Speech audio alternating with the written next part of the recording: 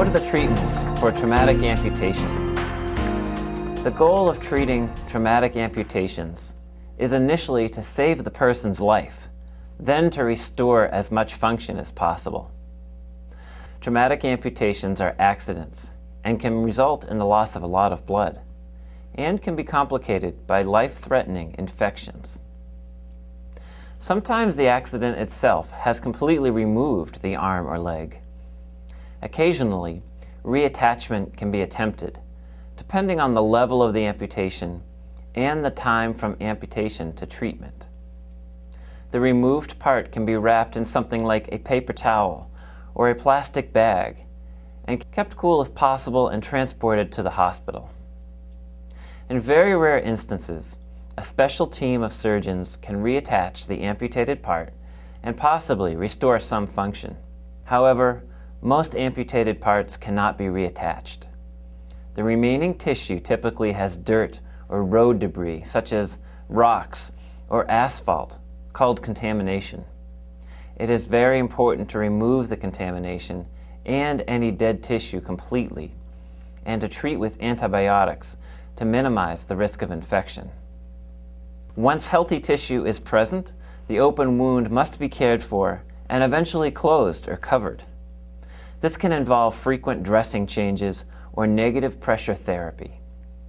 Negative pressure therapy involves placing a foam sponge in the wound and covering it with an airtight plastic dressing. Then, suction is applied to the sponge through a tube and a special machine called a wound vac. The continuous suction removes fluid from the wound and promotes tissue healing.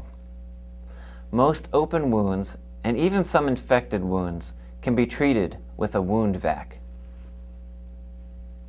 It is very important that the bone be shaped appropriately and covered with muscle.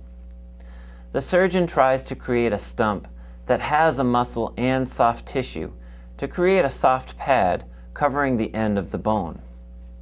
This will create a soft stump, called a residual limb, and this should allow the patient to wear an artificial arm or leg, often called a prosthetic. Occasionally, there is no muscle present to cover the end of the bone, so it is necessary to cover the wound with healthy muscle or tissue obtained from somewhere else in the body. This can be as simple as a skin graft, taking skin from a healthy area and transferring it to cover the wound.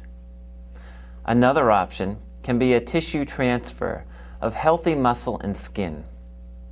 The muscle and its blood vessels are rotated from another area of the body to cover the defect. If no tissue near the wound is available to be rotated, sometimes it is taken from a healthy part of the body, and its blood vessels are reconnected to the blood vessels near the wound. This is called a free tissue transfer.